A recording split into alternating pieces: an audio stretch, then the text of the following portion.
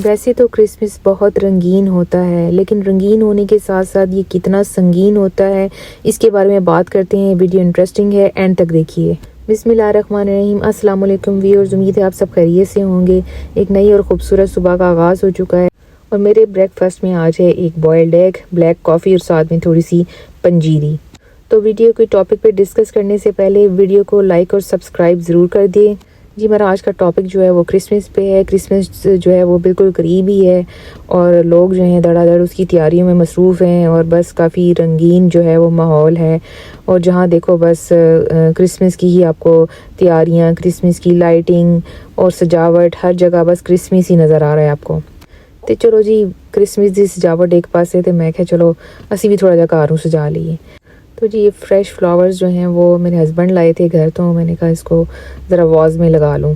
जी, इन खूबसूरत गुलाब के फूलों को देखकर मुझे जो है मोतिये के फूल याद है। एक ज़माना था जब मैं कभी स्कूल गोइंग होती थी, छोटी होती थी, तो हमारे घर के बाहर जो गार्डन था वहाँ पे मोतिये के फूलों का एक प्लांट लगा होता था और मैं एवरी मॉर्निंग वहाँ से मोती के फूल जो हैं वो तोड़ती थी और फिर बैठ के सुई धागे में उनको पिरोती थी और उसका एक छोटा सा हार तैयार करती थी और मैं अपनी दादी अम्मी को दिया करती थी सुबह सुबह। तो मेरी दादी अम्मी बहुत ही पसंद करती थी मोती के फूल, चाहे उनको कोई परो के दे देता था और चाहे वो वैसे ही उनको लूज़ उनके हाथों में दे देता था, वो हमेशा अपने रुमाल में मोती के फूल रखा करती थी। परफ्यूम नहीं पहनती थी, लेकिन उन्हें मोती के फूल रखना बहुत पसंद होता था और वैसे भी मुझे तो मोती के फूलों की खुशबू भी बहुत पसंद है। तो लो जी, मेरा आ गया जी पार्सल। तो मैंने कहा पार्सल जो है वो भी आपको दिखाई दूँ कि पार्सल में क्या है। तो ये जी मैंने टिकटॉक से ऑर्डर किया है, ये है लेदर का कोट। तो जी कोट ज़बरदस्त है और इसकी प्राइस भी बड़ी ज़बरदस्त है। ये तकरीबन मैंने 13.5 पाउंड में ख़रीदा है। तो कहीं से आपको लगता है कि ये 13-13.5 पाउंड का होगा। तो ये सिर्फ लेदर का ही नहीं है, इसके अंदर जो इनर है वो फ्लीस टाइप कोई गर्म सी कोई चीज़ है जिसका ये इनर है और अच्छा खासा वार्म है। जब आप पहनते हैं तो ऐसा ज़बरदस्त आप महसूस करते हैं, इतना वार्म, इतना कोजी। तो लो जी, मैं कहता हूँ थोड़ा पा के भी उठा दें, थोड़ी मॉडलिंग भी कर लूँ। इसमें 4-5 कलर्स और भी थे, लेकिन मुझे ब्लैक ही पसंद था क्योंकि ब्लैक एक यूनिवर्सल कलर है, ये हर किसी के साथ चला जाता है। काफ़ी अरसे से मैं सोच रही थी कि मैं कोई लेदर की कोई आइटम लूँ, चाहे कोई कोट हो या कोई जैकेट हो, क्योंकि मेरे पास जो है कोई लेदर की कोई भी चीज़ नहीं थी। काफ़ी पुरानी मेरे पास एक जैकेट हुआ करती थी, लेकिन पड़े पड़े ना जाने क्या हुआ, उसका जो लेदर है वो सारा ख़राब हो गया और उसके जो है सारे छिलके से उतरने शुरू हो गए। तो मैंने वो जैकेट चैरिटी में दे दी और फिर ये कोट मैंने ले लिया जो कि बहुत ही ज़बरदस्त है।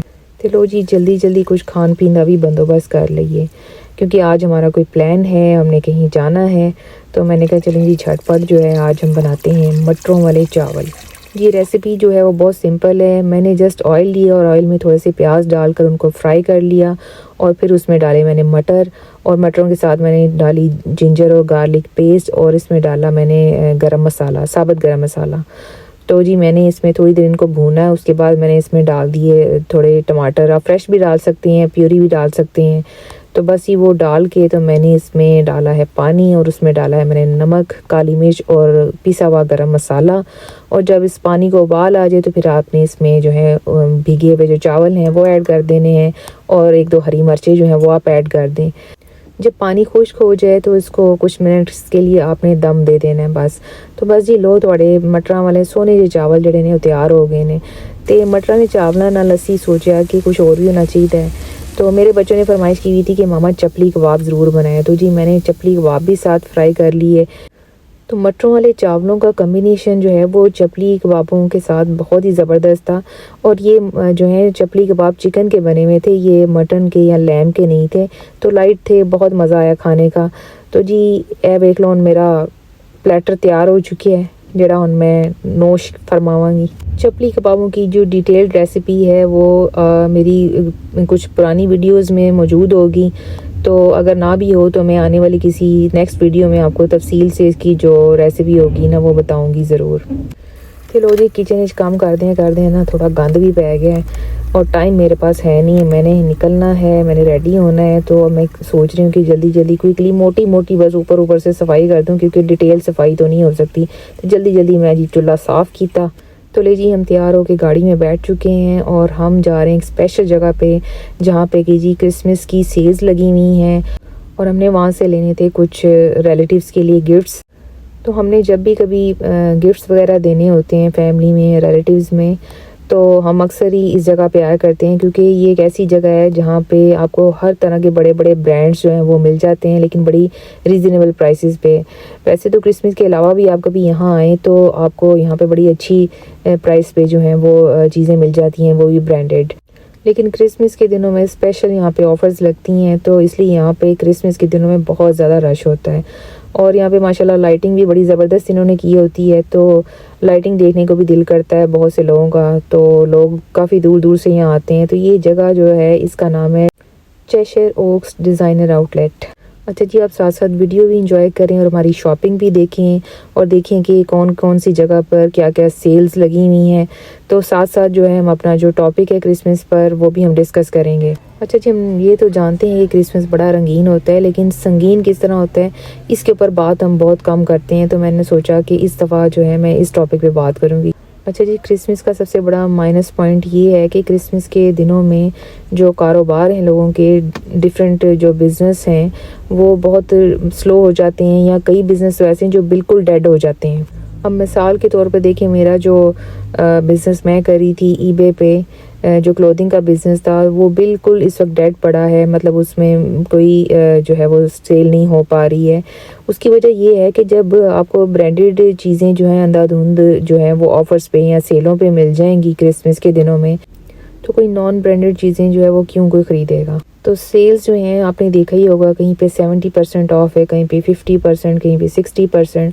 तो उनकी जो प्राइस जो है ब्रांडेड कपड़ों की वो इतनी नीचे ले आते हैं कि नॉन ब्रांडेड चीज़ें तो कोई फिर ख़रीदता भी नहीं है। ज़ाहिरी बात है, जब आपको ब्रांडेड कपड़े इतनी लो प्राइस पे मिल जाएं तो आपको क्या ज़रूरत है फिर आप नॉन ब्रांडेड चीज़ें ख़रीदें। तो इसी तरह जो भी लोग ऑनलाइन बिज़नेस क्लोथिंग का कर रहे होते हैं या एक्सेसरीज़ बेच रहे होते हैं, तो इनका बिज़नेस जो है वो बहुत बुरी तरह मुतासिर होता है। लेकिन एक बिज़नेस ऐसा है कि जो बहुत ज़्यादा जो है वो कमाई करते हैं क्रिसमस में, और वो है फूड का बिज़नेस। स्पेशली जो टेक अवेज़ हैं वो तो उनके कारोबार चमक जाते हैं। और ग्रोसरी स्टोर्स पर भी काफ़ी रश होता है और वहाँ पर भी काफ़ी कमाई होती है। इसके अलावा जी टैक्सी वाले भी कंप्लेन कर रहे होते हैं कि उनका भी बिज़नेस जो है वो स्लो हो जाता है क्रिसमस के दिनों में, क्योंकि लोग ज़्यादातर घरों के अंदर ही रहते हैं, क्योंकि एक तो ठंड होती है और दूसरा दिन भी बहुत छोटे होते हैं और लोग घरों में ही ज़्यादा पार्टीज़ करने को तरजीह देते हैं। एक और क्रिसमस का बहुत बड़ा नुकसान है कि क्रिसमस के दिनों में जो आम क्राइम्स हैं और स्ट्रीट क्राइम्स हैं उनकी तादाद बहुत बढ़ जाती है, क्योंकि लोग जो हैं उन्होंने क्रिसमस मनाना होता है और उनके पास पैसा नहीं इतना होता, तो वो जो है वो चोरियों पे और डाकों पे जो आ जाते हैं। इसके अलावा ये एक माइनस पॉइंट है कि लोग इतना अंधाधुंध खर्च करते हैं क्रिसमस के दिनों में कि वो मकरूज़ हो जाते हैं, वो बिल्कुल फ़कीर हो जाते हैं। जो उनकी जमा पूंजी होती है वो सारी की सारी लुटा देते हैं। और कुछ लोगों का तो बिल्कुल ही बुरा हाल हो जाता है, उनकी तो नौबत फाकों तक आ जाती है। इसीलिए आपने देखा होगा कि रोड्स के ऊपर आपको बहुत ज़्यादा जो है वो बैगर्स नज़र आते हैं क्रिसमस के दिनों में ख़ास तौर पे।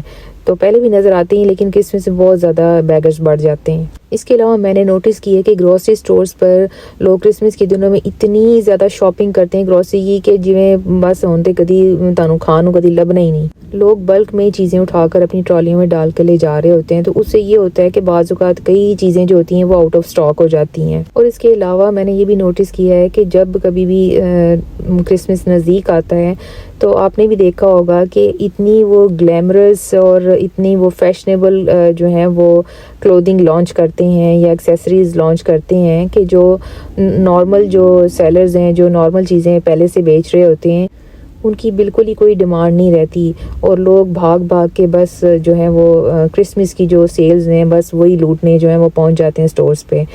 तो ये सेलर्स के लिए एक बहुत बड़ा नुकसान होता है, क्योंकि उनकी डिमांड बिल्कुल ख़त्म हो जाती है। और क्रिसमस की इतनी हाइप होती है कि लोग जो हैं वो सारी चीज़ें छोड़ के जो हैं वो कपड़ों के और एक्सेसरीज़ के पीछे भाग रहे होते हैं।